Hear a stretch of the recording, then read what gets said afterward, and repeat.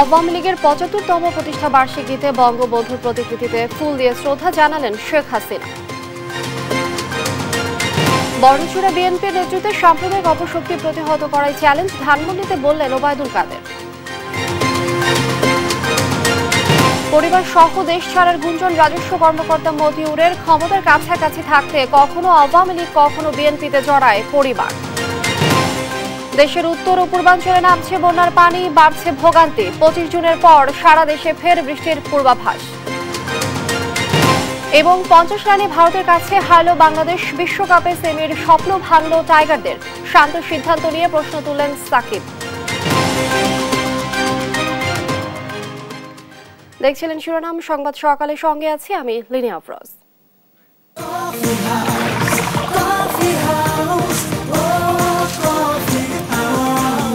Coffee house, প্রতি চুমুকে আড্ডা জমে। এবারে বিস্তারিত। আওয়ামী লীগের ৭৫তম প্রতিষ্ঠা বার্ষিকীতে ধানমন্ডি ৩২ নম্বরে বঙ্গবন্ধুর প্রতিকৃতিতে শ্রদ্ধা জানিয়েছেন প্রধানমন্ত্রী শেখ হাসিনা। এই সময় দলের কেন্দ্রীয় ও সহযোগী সংগঠনের নেতাকর্মীরাও বঙ্গবন্ধুর প্রতিকৃতিতে শ্রদ্ধা জানান। প্রতিষ্ঠা বার্ষিকী উপলক্ষে ঐতিহাসিক সোহরাওয়ার্দী উদ্যানে দুপুর ২:১২টায় জাতীয় ও দলীয় পতাকা উত্তোলন, জাতীয় সঙ্গীত পরিবেশন, বেলুন ও পায়রা উড়িয়ে কর্মসূচির উদ্বোধন করবেন দলটির সভাপতি। এরপর দুপুর ২টা ৩০ আলোচনা সভা ও সাংস্কৃতিক অনুষ্ঠান হবে। আওয়ামী লীগ সভাপতি ও প্রধানমন্ত্রী শেখ হাসিনা অনুষ্ঠানে সভাপতিত্ব করবেন।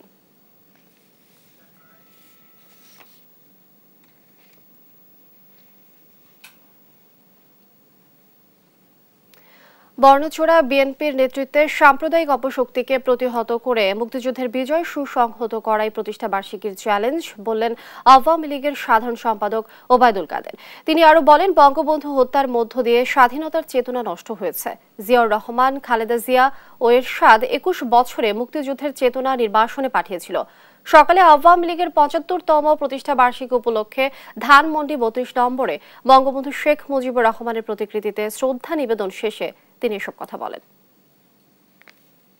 এই বর্ণচোরারা ভাওতাবাদী করে আমাদের আজকে সাম্প্রদায়িক জঙ্গিবাদী শক্তি আমাদের অভিন্ন শত্রু। এই অভিন্ন শত্রু বিএনপির নেতৃত্বে ঐক্যবদ্ধ। আমাদের আজকে অঙ্গীকার, আমাদের আজকে শপথ, এই অপশক্তিকে পরাজিত করতে হবে, পরাভূত করতে হবে এবং আমাদের বিজয়কে আমরা সুসংহত করব। ১৯৪৯ সালের ২৩ জুন ঢাকায় আত্মপ্রকাশ ঘটেছিল দেশের প্রাচীন রাজনৈতিক দল আওয়ামী লীগের। আন্দোলন সংগ্রামের ধারাবাহিকতায় এই দলটির নেতৃত্বে সংগঠিত হয় মুক্তিযুদ্ধ, প্রতিষ্ঠা লাভ করে স্বাধীন সার্বভৌম বাংলাদেশ। স্বাধীনতার পর সেই আওয়ামী লীগ এখন ষষ্ঠবারের মতো রাষ্ট্র ক্ষমতায় আসেন নেতৃত্বে বঙ্গবন্ধু কন্যা শেখ হাসিনা। বিশ্লেষকদের মতে এদেশের রাজনীতির মূলধারা আজও ধরে রেখেছে আওয়ামী লীগ, জানাচ্ছেন জয় যাদব। বাঙালির মুক্তির প্রতিটি আন্দোলন সংগ্রামে যে দলটির নাম ওতপ্রোতভাবে জড়িত সেটি আওয়ামী লীগ। সেই ৫২র ভাষা আন্দোলন থেকে ৭১-এর মহান মুক্তিযুদ্ধ আর স্বাধীনতা পরবর্তী অবৈধ সামরিক স্বৈরশাসকের বিরুদ্ধে এদেশের গণতান্ত্রিক সকল আন্দোলনের ইতিহাস কখনো আওয়ামী লীগকে ছাড়া লেখা যাবে না। ১৯৪৯ সালের এই দিনে পুরান ঢাকার KM দাস লেনের রোজ গার্ডেনে আওয়ামী মুসলিম লীগ নামে দলটির জন্ম। পাকিস্তানের নিপীড়নের বিরুদ্ধে বাঙালি জাতীয়তাবাদের চিন্তাকে সামনে এনে ১৯৫৫ সালে অসাম্প্রদায়িক ও ধর্মনিরপেক্ষতার চেতনা নিয়ে সংগঠনটির নাম পরিবর্তন করে হয় আওয়ামী লীগ। মুসলিম লীগের যে হাইজ্যাক করার অভ্যাস, যে দল এবং সরকার, এইটার প্রতিবাদে জনগণের দাবি প্রতিষ্ঠার লক্ষ্যে আওয়ামী লীগ জনগণের কথা বলে আসছে এবং তখন থেকে আওয়ামী লীগ এই দেশের মানুষের বাঁচার দাবি, স্বায়ত্ত শাসন, স্বাধিকারের কথা সবকিছু বলে আসছে। প্রতিষ্ঠাকালের সূচনায় দলটির নেতৃত্বে ছিলেন মৌলানা ভাসানী আর শামসুল হক, ছিলেন বঙ্গবন্ধু, যার সঙ্গে এই আওয়ামী লীগের অগ্রযাত্রার ইতিহাস এক ও অবিচ্ছেদ্য। আর বর্তমানে টানা ৪৩ বছর ধরে দলটির হাল ধরে রেখেছেন বঙ্গবন্ধু কন্যা শেখ হাসিনা। এই দলটি বঙ্গবন্ধুর নেতৃত্বে স্বপ্ন দেখেছিল যে একটি সুখী সমৃদ্ধশালী একটি শোষণমুক্ত বাংলাদেশ প্রতিষ্ঠা করবে, তা অঙ্কুরে বিনষ্ট করে দিল। সেই স্বপ্নকে আবার ফিরিয়ে আনার, আস্থার জায়গায় ফিরে আনার পবিত্র দায়িত্ব পালন করলেন বঙ্গবন্ধুরই কন্যা শেখ হাসিনা। বিশ্লেষকরা বলছেন, হত্যা, ষড়যন্ত্র, কু পাল্টা কুর রাজনীতি এদেশের গণতন্ত্রের অভিযাত্রায় বারবার বাধা দিলেও গণতান্ত্রিক রাজনীতিতে আওয়ামী লীগ তার অবস্থান সুদৃঢ় রেখেছে। আওয়ামী লীগ সবসময় সংগ্রাম করেছে মানুষের জন্য, বাংলাদেশ এনেছে, গণতান্ত্রিক সংগ্রামে নেতৃত্ব দিয়েছে। এটা যারা অস্বীকার করবে তারা ইতিহাসকে অস্বীকার করবে। আওয়ামী লীগের পক্ষে ৭৫ বছরের সবচেয়ে বড় চ্যালেঞ্জ এই অপরাজনীতি রোধ করার জন্য, যার মূল হচ্ছে পাকিস্তানি দর্শন এবং মোল্লাতন্ত্রের দর্শন, এটাকে রোধ করার জন্য সংস্কৃতি ক্ষেত্রে বিনিয়োগ। বঙ্গবন্ধুর ৩.৫ বছর ১৯৯৬ সাল থেকে শেখ হাসিনার নেতৃত্বে ৫ বছর আর বর্তমানে টানা ১৫.৫ বছর, এই ১.৫ দশকের বেশি সময় আওয়ামী লীগ ক্ষমতায় থাকাকালীন বাংলাদেশ এগিয়েছে বহুদূর বলছেন বিশ্লেষকরা। ১৯৫৬ সাল থেকে এই পর্যন্ত যখনই আওয়ামী লীগ ক্ষমতায় এসেছে, সাধারণ মানুষ কিছু হলেও পেয়েছে।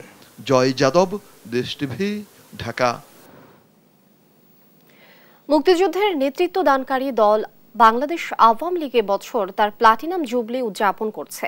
দেশের প্রাচীনতম দলটির ৭৫ বছরের আন্দোলন সংগ্রামের এই পথ চলা কখনোই কুসুমাস্তীর্ণ ছিল না। ৪ দশকের বেশি সময় ধরে দলের হাল ধরে রেখেছে বঙ্গবন্ধুর কন্যা শেখ হাসিনা। নানা ঘাত প্রতিঘাতে টিকে থাকা দলটির তৃণমূলের নেতারা গুরুত্বপূর্ণ ভূমিকা পালন করেছে কাণ্ডারি হয়ে সময়ের প্রয়োজনে। প্রাচীন রাজনৈতিক দলের গুরুত্বপূর্ণ তৃণমূল নেতৃত্বের কথা তুলে ধরছেন শামীম আক্তার। রাজপথের আন্দোলন কিংবা রাষ্ট্র পরিচালনা দুটোতেই সমান পারদর্শী বাংলাদেশ আওয়ামী লীগ। দেশের স্বাধিকার থেকে স্বাধীনতা, ভাষা আন্দোলন থেকে ভোট ও ভাতের অধিকারে বঙ্গবন্ধুর বলিষ্ঠ নেতৃত্ব আওয়ামী লীগে ছিল অবিচ্ছেদ্য। যুদ্ধবিধ্বস্ত দেশের হাল ধরেই এগিয়ে নেয়ার প্রত্যয়ে স্বাধীন বাংলাদেশের পথ চলার মাত্র ৩.৫ বছরের মধ্যেই নৃশংসভাবে খুন হন সপরিবারে বঙ্গবন্ধু। চরম বিপর্যয় নামে দলটির। এগিয়ে চলার পথ এতটা মসৃণ ছিল না ৭৫ পরবর্তী সময়ে। চারপাশে যখন খুনিদের আস্ফালন, ষড়যন্ত্র, বিশ্বাসঘাতকতার নগ্নরূপ, এই নগ্ন চেহারার প্রতিকূলতা পাশ কাটিয়ে ৮১ সালের ১৪, ১৫, ১৬ ফেব্রুয়ারি অনুষ্ঠিত আওয়ামী লীগের জাতীয় সম্মেলনে বঙ্গবন্ধু কন্যা শেখ হাসিনার অনুপস্থিতিতে তাকে সংগঠনের সভাপতি নির্বাচিত করা হয়। যখন বঙ্গবন্ধু কন্যা জননেত্রীকে ফিরে পেলাম, আমাদের আসলেন, যখন ফিরে আসলেন, তখন আমাদের যে কি মনের শক্তি, কি মনের উচ্ছ্বাস, তা আমি এই মুহূর্তে আপনাদের বোঝাতে পারবো না। ১৯৮১ সালের ১৭ই মে প্রিয় স্বদেশ ভূমিতে প্রত্যাবর্তন করেন বঙ্গবন্ধু কন্যা শেখ হাসিনা। ২১ বছর পর ১৯৯৬ সালে রাষ্ট্র ক্ষমতায় আওয়ামী লীগ।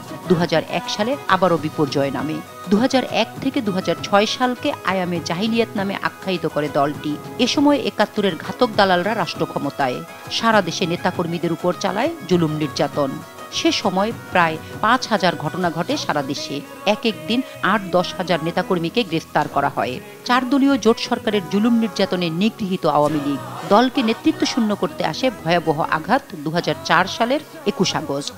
গ্রেনেড হামলা করে হত্যা করা হয় আওয়ামী লীগের ২৪ জন নেতাকর্মীকে, আহত হয় ৫ শতাধিক। সেই দিন ভাগ্যক্রমে বেঁচে যান দলটির সভাপতি বঙ্গবন্ধু কন্যা শেখ হাসিনা।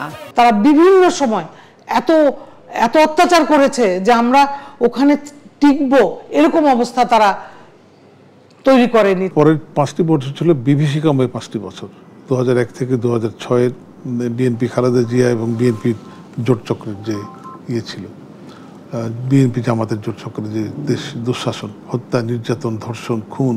জাতির পিতার কি রাজনৈতিক প্রজ্ঞা, কিভাবে উনি বাংলার মানুষকে ভালোবাসতেন, সেই মানসিকতায় উনি সারা বাংলাদেশে ঘুরে নির্বাচনের যে কথা বলেছেন সেটাই কিন্তু বাস্তবায়িত হয়েছে।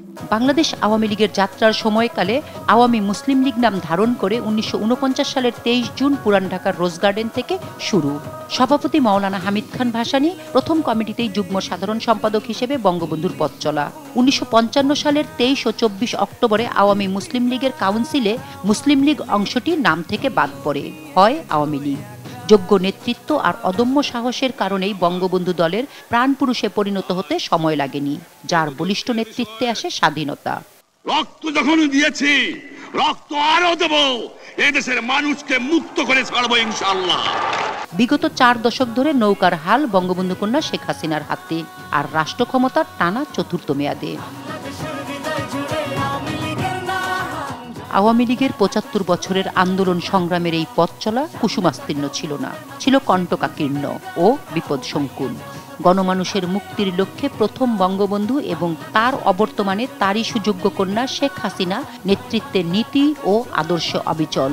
তার দৃঢ় ও সাহসিকতায় হামলা, মামলা, আঘাত, ষড়যন্ত্র সহ সব প্রতিকূলতা জয় করে এগিয়ে চলছে বাংলাদেশ আওয়ামী লীগ। শামীমা আক্তার, দেশ টিভি, ঢাকা। সুনীল সবুজ অর্থনীতি, ডিজিটাল ইকোনমি, রেল যোগাযোগ সহ 10টি সমঝোতা স্মারক সই করেছে বাংলাদেশ ও ভারত। শনিবার দুপুরে নয়াদিল্লির হায়দ্রাবাদ হাউসে 2 দেশের প্রধানমন্ত্রীর উপস্থিতিতে সমঝোতা সই হয়। যৌথ বিবৃতিতে নরেন্দ্র মোদী জানান, তিস্তা রক্ষা প্রকল্প নিয়ে আলোচনা করতে বাংলাদেশে আসবে ভারতীয় কারিগরি প্রতিনিধি দল। আলোচনা হবে গঙ্গা চুক্তি নবায়নেও। বিস্তারিত জান্নাতুল মোহনার প্রতিবেদনে। নয়াদিল্লির হায়দ্রাবাদ হাউসে প্রধানমন্ত্রী শেখ হাসিনা এবং ভারতের প্রধানমন্ত্রী নরেন্দ্র মোদীর একান্ত বৈঠকের পর দ্বিপক্ষীয় বৈঠক করে বাংলাদেশ ভারত। বৈঠক শেষে রেল সংযোগ সম্প্রসারণ, ডিজিটাল অংশীদারিত্ব, সবুজ অংশীদারিত্ব, সুনীল অর্থনীতি সহ 10টি সমঝোতা স্মারক সই করে 2 দেশ। চুক্তি সইয়ের পর যৌথ বিবৃতি দেন 2 দেশের প্রধানমন্ত্রী। এ সময় গঙ্গা চুক্তি এবং তিস্তা রক্ষা প্রকল্প নিয়ে ভারত সরকারের সিদ্ধান্ত তুলে ধরেন নরেন্দ্র মোদী। गंगा रिवर ट्रीटी के रिन्यूअल के लिए टेक्निकल स्तर पर बातचीत शुरू करने का निर्णय लिया है।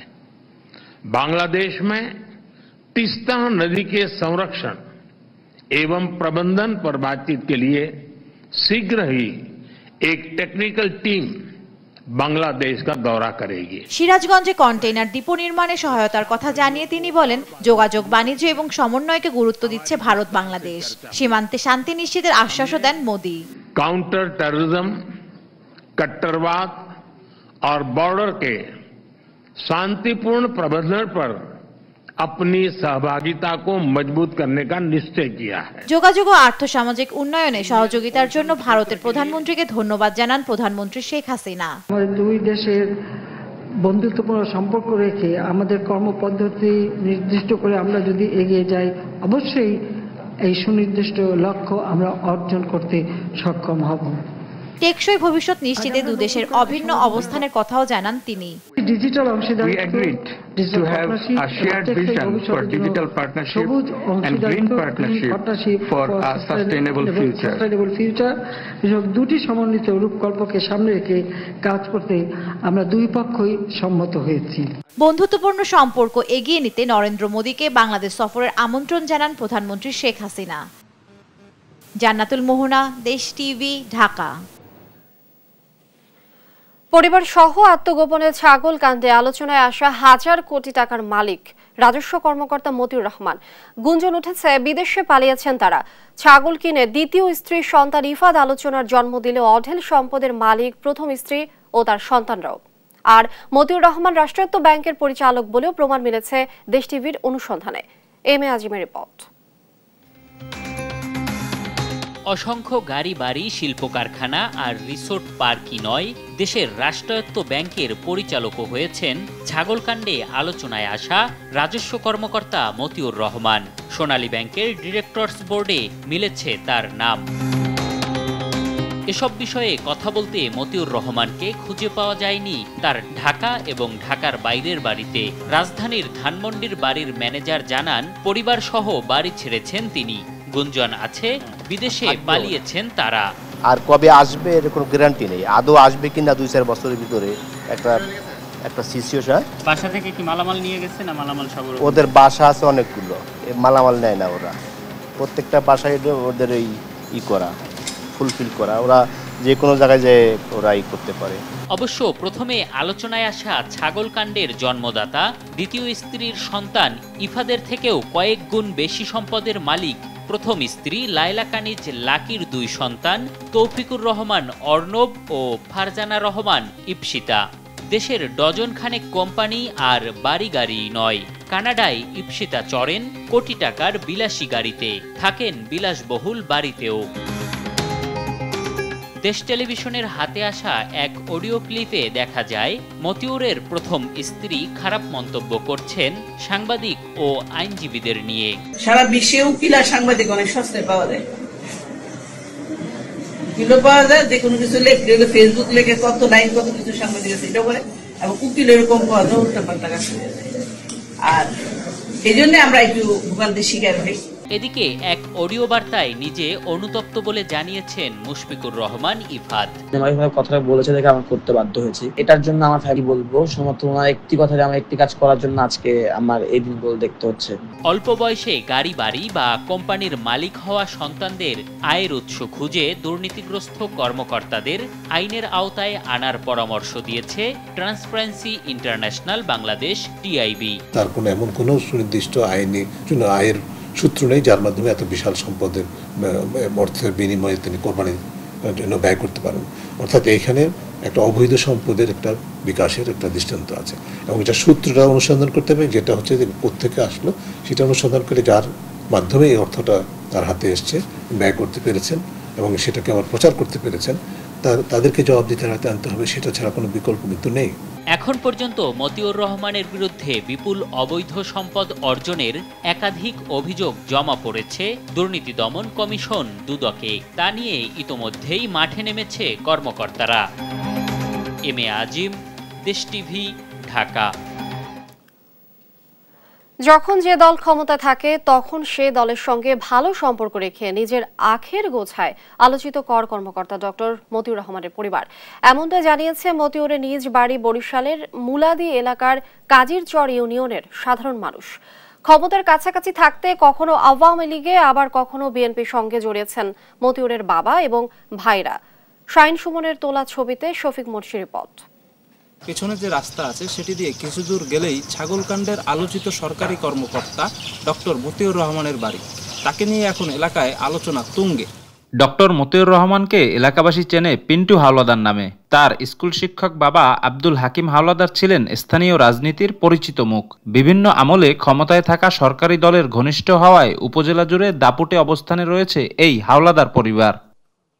৮০ দশকে বরিশাল জেলা আওয়ামী লীগের তৎকালীন সভাপতি মহিউদ্দিন আহমেদের হাত ধরে স্থানীয় রাজনীতিতে যুক্ত হন হাকিম হাওলাদার। কিন্তু ২০০১ সালে বিএনপি ক্ষমতায় এলেই পাল্টে ফেলেন দল। স্থানীয় সংসদ সদস্য বিএনপি নেতা মোশাররফ হোসেন মঙ্গুর সহযোগিতায় ২০০৩ সালে কাজিরচর ইউনিয়নের চেয়ারম্যান নির্বাচিত হন হাকিম হাওলাদার। বাবার নির্বাচনী বৈতরণী পার হতে সব ধরনের সহযোগিতা করেন ছেলে মতিউর রহমান। দুই দলের উপরমহলের অনেক নেতার সঙ্গে হাকিম হাওলাদারের সখ্যতার কথা জানান স্থানীয়রা।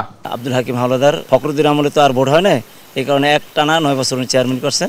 মেজর জিয়া প্লাস পিস্তল মহিউদ্দিন তাদের এই শীর্ষ সঙ্গী ছিল আর কি, তাদের সাথে খুব ভালো সম্পর্ক ছিল। এই হিজলা এবং মুলাদির সাথে এমপির সাথে ওনার সাথে কাজের জন্য যতটুকু সম্পর্ক থাকার দরকার এই সম্পর্কটা তার সাথে ভালো ছিল। বাবার পরে ছোট ভাই আব্দুল কাইয়ুম হাওলাদারকে রাজনীতিতে প্রতিষ্ঠিত করতে চেয়েছিলেন মতিউর রহমান। এজন্য তিনি আওয়ামী লীগের প্রেসিডিয়াম সদস্য জাহাঙ্গীর কবির নানকের দ্বারস্থ হন বলে দাবি করেন স্থানীয় নেতারা। এইটা তাদের একটা কৌশল, হ্যাঁ, যে যখন আসে ওই দলের নেতাকর্মী কে কোথায় আছে তাদেরকে খুঁজে তাদের সাথে লিঙ্ক করা। তার বাবা বিএনপির আমলে সে নির্বাচিত চেয়ারম্যান ২০০৩ সালে। আবার আওয়ামী লীগ আসার পরে ওই যে মতিউর রহমান পিন্টু নানক সাহেবের আবার পিএস হয়েছে। ডক্টর মতিউর রহমানের প্রথম স্ত্রী লায়লা কানিজ লাকি বর্তমানে নরসিংদীর রায়পুরা উপজেলা চেয়ারম্যানের দায়িত্ব পালন করছেন। শফিক মুন্সি, দেশ টিভি, বরিশাল। সংবাদ সকালে আরো থাকছে। বিষধর সাপ রাসেল ভাইপারে হিংস্রতা নিয়ে আলোচনা, নানা সাপ মারার জন্য এসেছে পুরস্কারের ঘোষণাও, ছড়িয়ে পড়ছে নানা ভুল ধারণা।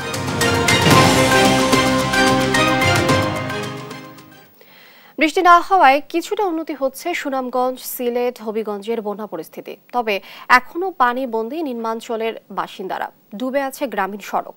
বানের পানিতে প্লাবিত সুনামগঞ্জের 10 উপজেলার শতাধিক গ্রাম, ভোগান্তি পোহাচ্ছেন 2 লাখের বেশি মানুষ। বিস্তারিত ডেস্ক রিপোর্টে। গেল কয়েকদিনের বন্যার ফেলে যাওয়া চিহ্ন এটি। দুদিন আগেও এসব বাড়ির উঠান, ফসলি জমি, রাস্তাঘাট ছিল কোমর পানিতে নিমজ্জিত। নতুন করে বৃষ্টি না হয় কমতে শুরু করেছে দেশের উত্তর পূর্বাঞ্চলের নদ নদীর পানি। এতে উন্নতি হচ্ছে সিলেট অঞ্চলের বন্যা পরিস্থিতি। আশ্রয়কেন্দ্র থেকে ফিরে ঘরবাড়ির অবস্থা নিয়ে বিপাকে বন্যা দুর্গতরা। পানি নামছে, ঘরদর ভেঙে গেছে, ফুরুত্তা লইয়া রাস্তার উপরে বইয়ে রয়েছি। খাওয়ার মতো ব্যবস্থা নাই, পানি নাই, রান্নার মতো পরিবেশ নাই। নদীর পানি কমলেও এখনো তলিয়ে আছে সুনামগঞ্জ শহরের নতুনপাড়া, হাজীপাড়া, মল্লিকপুর, বড়পাড়া, কালীপুর সহ অনেক এলাকা। ডুবে আছে গ্রামীণ সড়কও। বানের পানিতে প্লাবিত 10 উপজেলার শতাধিক গ্রাম। ভোগান্তিতে আছে 2 লাখের বেশি মানুষ। পানি উন্নয়ন বোর্ডের নির্বাহী কর্মকর্তা জানান, শুক্রবার থেকে বৃষ্টিপাত কমায় কমতে শুরু করেছে সুরমা নদীর পানি। শনিবার সকালে সুরমা নদীর পানি বিপদসীমা 10 সেন্টিমিটার নিচ দিয়ে প্রবাহিত হচ্ছে। মৌলভীবাজারে কমতে শুরু করেছে মনু ও কুশিয়ারা নদীর পানি। তবে এখনো জেলার 204টি আশ্রয়কেন্দ্রে আছে 1513টি পরিবার। ঘরবাড়ি থেকে পানি নেমে গেলেও দুর্ভোগ কমেনি বানভাসীদের। আমাদের বাড়িতে পানি, আমরা এখন স্কুল ঘরে আশ্রয় নিয়েছি। এখন আমাদের খুবই কষ্ট হয় খানি দানির। পানি ঘরে দুয়ারে পানি উঠছে, এখন আমরা নিরুপায় হইয়া স্কুলে আশ্রয় লইছি বাচ্চা কাচ্চা লইয়া। এখন সরকার থেকে আমরা কিছু সাহায্য পাইছি না এখনো। সরকারও চাইলে আমার কি আপনারা একটু সাহায্য করতাম না রে। উত্তরাঞ্চলের রংপুর, লালমনিরহাটে উন্নতি হয়েছে বন্যা পরিস্থিতির। প্লাবিত হওয়া নির্মাঞ্চল থেকে নেমে গেছে পানি। শনিবার তিস্তা দাঁড়িয়া ব্যারেজ পয়েন্টে পানি বিপদসীমার 53 সেন্টিমিটার নিচ দিয়ে প্রবাহিত হচ্ছে। শুভশ্রী রায়, নিউজ ডেস্ক, দেশ টিভি। দেখছেন সংবাদ সকাল। সম্প্রতি বিষধর সাপ রাসেল ভাইপারের বিস্তৃতি ও হিংস্রতা নিয়ে চলছে আলোচনা। পরিস্থিতি এমন পর্যায়ে পৌঁছেছে যে এই সাপ মারার জন্য এসেছে পুরস্কারের ঘোষণা। গবেষকরা বলছেন, যতটা না ভয়াবহ এই সাপ, তার চেয়ে বেশি ভয়াবহ ভাবে তুলে ধরা হচ্ছে। তবে কতটা ভয়ঙ্কর রাসেল ভাইপার এবং কতটি জেলায় বা ছড়িয়েছে, সে খবর জানাচ্ছেন আলিমুজ্জামান সাফওয়ান। সোশ্যাল মিডিয়ায় নতুন ট্রেন্ড বিষধর সাপ রাসেল ভাইপার। কেউ কেউ যার নাম দিয়েছে কিলিং মেশিন। বলা হচ্ছে এই সাপ ছড়িয়ে পড়েছে দেশের অন্তত 30টি জেলায়। রাসেল ভাইপার মূলত বরেন্দ্র অঞ্চলের সাপ। অন্যান্য সাপের মতো সারা দেশে দেখা যায় না। গবেষকরা বলছেন এই সাপের বাস পদ্মা তীরের কয়েকটি জেলা ও আশেপাশের চরাঞ্চলে। অনেকেই যেভাবে অন্যান্য সাপ নিয়ে পোস্ট দিচ্ছেন বা যেভাবে রাসেল ভাইপারকে একেবারে খুনি হিসেবে সাব্যস্ত করছেন, আসলে ব্যাপারটা সেরকম না। আমাদের বরেন্দ্র অঞ্চল এবং রাজশাহী, দিনাজপুর, পঞ্চগড় এইসব অঞ্চলে অনেক আগে থেকেই সাপটা ছিল। বর্তমানে যেটা বললাম যে আমাদের যে পদ্মা নদী এবং এর যে শাখা নদী, এইটা ধরে ডাউন স্ট্রিমের দিকে যাচ্ছে। তবে নিজেদের রূপ পাল্টে ব্যাপকভাবে বংশবিস্তার করছে রাসেল ভাইপার। সোশ্যাল মিডিয়ায় বলা হচ্ছে একেবারে 60 থেকে 70টি বাচ্চা প্রসব করে এই সাপ। তবে তা সম্ভব না বলে জানান গবেষকেরা। রাসেল ভাইপার রূপ পাল্টেছে, নতুন রূপে আসছে। আমি সেখানে দেখলাম একটি অজগরের ভিডিও ছবি দিয়ে সেখানে পোস্ট দিয়েছেন। এতে আতঙ্ক আরও বাড়ছে। আসলে রূপ পাল্টানোর কোনো সুযোগই নেই, কারণ সরাসরি বাইরে ডিম দেয় না, ডিমটা বডি ক্যাভিটিতে থাকে, সেখান থেকে বাচ্চা ফুটে বের হয় এবং 20টা থেকে 40টা পর্যন্ত বাচ্চা দেয়। রাসেল ভাইপার তেরে এসে কামড়ানোর দাবিও সঠিক নয় বলে জানিয়েছেন দীর্ঘদিন যাবৎ সাপ উদ্ধারে কাজ করা মাহফুজুর রহমান। রাসেল ভাইপারকে কোনোভাবে উত্ত্যক্ত না করা, ও অনেক দূর থেকে আসলে সিগন্যাল দেয়, শব্দ করে মানুষকে সতর্ক করে, ওর কাছে না যাওয়া। এটা ওর তো একটা নির্দিষ্ট আওতা আছে, তার মধ্যে গেলেও বাইট করতে পারবে।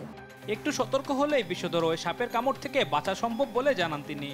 রাসেল ভাইপারের সাথে মানুষের মূল কনফ্লিক্টগুলোই হলো নদীর পার্শ্ববর্তী চাষাবাদ হচ্ছে যে জায়গাগুলোতে, আপনার শস্য ক্ষেত, ফসলের মাঠে হচ্ছে কৃষকদের সাথে।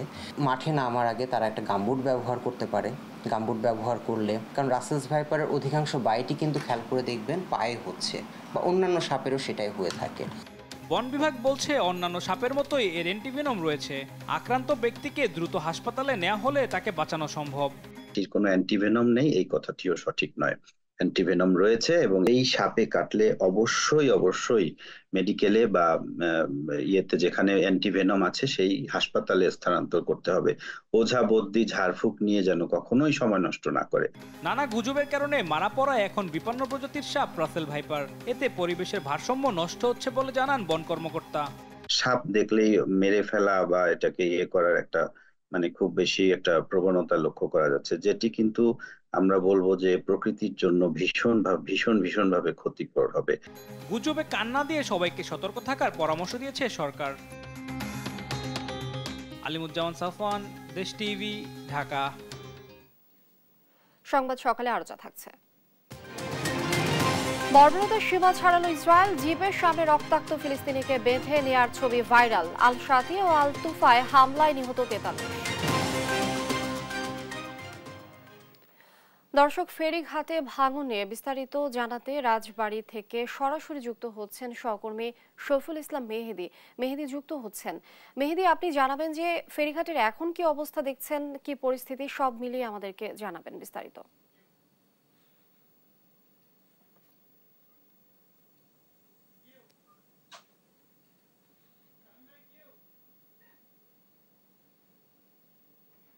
আপনি যেমনটি জানাচ্ছেন যে রাজবাড়ী জেলার দৌলতদিয়া ফেরিঘাটের 6 নং ও 7 নং ফেরিঘাটের মাঝখানে গত 1 মাস যাবৎ নদী ভাঙন শুরু হয়েছে। তো আমি একটু ক্যামেরার মাধ্যমে যদি দেখাতে চাই, এই নদী ভাঙনের কারণে দৌলতদিয়া ঘাটে প্রায় কয়েকটি 10টি পরিবার এখান থেকে সরে পড়েছে বা তারা অন্য জায়গায় চলে গেছে।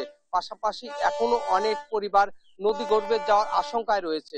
আমি একটু ক্যামেরার মাধ্যমে দেখাতে চাচ্ছি যে এটি একটি পরিবার, সেই পরিবারটি আজকে যে রান্নাটা করতেছে সেই রান্নাটাই মনে হয় শেষ রান্না। এই মহিলার সাথে আমি কথা বলেছি, তিনি জানিয়েছেন যে কয়েকবার নদী ভাঙনের পরে এই পদ্মা নদীর পাড়ে এসেই কিন্তু তিনি অবস্থান করেছিলেন, কিন্তু এখানেও কিন্তু শেষ থাকতে পারছে না, নদী ভাঙনের কারণে কিন্তু এখান থেকে চলে যেতে হচ্ছে। পাশাপাশি যে এখানে যে 6 নম্বর ফেরিঘাটটি রয়েছে বা 7 নম্বর ফেরিঘাটটি রয়েছে, সেই ফেরিঘাটটা কিন্তু হুমকির মুখে রয়েছে বলে এই সংশ্লিষ্ট কর্তৃপক্ষ জানিয়েছেন। তো বিআরডব্লিউটিএ কর্তৃপক্ষ কিন্তু এই নদী ভাঙন রোধে স্থায়ী কোনো ব্যবস্থা না নিয়ে তারা কিছু বালুভর্তি জিও ব্যাগ ফেলেই তাদের দায়িত্ব শেষ করছেন বলে স্থানীয়রা জানাচ্ছেন। তো স্থানীয়দের আরেকটি অভিযোগ যে এখানে প্রতিনিয়তই কিন্তু জনপ্রতিনিধিরা, এমপি থেকে চেয়ারম্যান, মেম্বাররা তারা কিন্তু প্রতিনিয়তই আসে, কিন্তু তারা খালি এসে আশ্বাস দিয়ে যায়। আশ্বাসের পর কিন্তু তারা এখনো পর্যন্ত নদী শাসনের ব্যাপারে কোনো উদ্যোগ নেয় না, শুধু বালুভর্তি জিওব্যাগ ফেলে তাদের দায়িত্ব পালন করে চলে যায় বলে তারা জানিয়েছেন। সব মিলে বলা যায় রাজবাড়ী জেলার যে দৌলতদিয়া ঘাট রয়েছে, সেই দৌলতদিয়া ঘাটটি দৌলতদিয়া পাটুরি নদীর দক্ষিণ পশ্চিমাঞ্চলের একটি গুরুত্বপূর্ণ নরুট। এই নরুটটি কিন্তু প্রতি বছরই নদী ভাঙনের কবলে পড়ে একটি নিঃশেষ হয়ে আসছে, একটি জায়গায় থেকে আরেকটি জায়গায় প্রতি বছরই কিন্তু সরে যাচ্ছে। তো আরেকটি বিষয় যে এখান থেকে যে স্থানীয়রা জানায় যে প্রায় 3 থেকে 4 কিলোমিটার কিন্তু তারা ভাঙতে ভাঙতে কিন্তু এই জায়গা পর্যন্ত চলে এসেছে। এখনো কিন্তু নদীর পারে কয়েক শত পরিবার রয়েছেন, প্রায় 300 পরিবার এবং শতাধিক ব্যবসায়ী প্রতিষ্ঠান রয়েছে। তারা কিন্তু আতঙ্কে রয়েছেন কোন সময় যেন তাদের প্রতিষ্ঠানটি সরিয়ে নিতে হয়। তো তাদের দাবি যে অচিরেই যেন নদী শাসন করে তাদেরকে ভাঙন রোধ করা হয়। এই ছিল রাজবাড়ী জেলার পদ্মা ভাঙনের সর্বশেষ সংবাদ। আমি এখন চলে যাচ্ছি স্টুডিওতে। শামীম, অসংখ্য ধন্যবাদ আপনাকে। দর্শক, ফেরিঘাটে ভাঙন নিয়ে বিস্তারিত জানাচ্ছিলেন সহকর্মী শামীম। দেখছেন সংবাদ সকাল।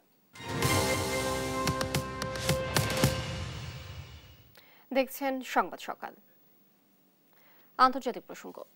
গাজার আল শাতি শরণার্থী শিবির ও আল তুফায় হামলায় কমপক্ষে 43 ফিলিস্তিনি নিহত হয়েছেন। এছাড়া দক্ষিণ গাজার আল মাওয়াসি শরণার্থী শিবিরে আরও 25 জন নিহত হয়েছে। রেড ক্রিসেন্ট জানিয়েছে এই হামলায় আহত হয়েছেন অসংখ্য মানুষ। অধিকৃত পশ্চিম তীরের জেনিন শহরে অভিযান চালাচ্ছে ইসরায়েলি বাহিনী। এই সময় একজন আহত ফিলিস্তিনি ব্যক্তিকে একটি সামরিক গাড়ির হুডের সাথে বেঁধে তাকে মানবঢাল হিসেবে ব্যবহার করার ভিডিও ছড়িয়ে পড়ে সামাজিক মাধ্যমে। ফিলিস্তিনি রেড ক্রিসেন্ট সোসাইটি জানায় গাড়ির হুডে বেঁধে নিয়ে যাওয়া ব্যক্তি সহ 3 জন আহত হয়েছেন। এই অভিযোগের পর এলাকাটি ছেড়ে চলে যায় ইসরায়েলি বাহিনী।